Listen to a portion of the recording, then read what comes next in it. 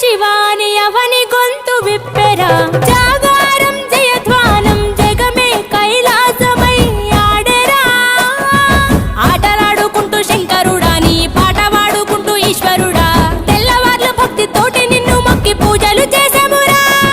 మేలు సామి వయ్య శంకరా నువ్వు లేని చోటు ఎక్కడుందిరా గరలాన్ని తాగే గరళ కంఠుడా సరిలేని సామి నిలిచినావురా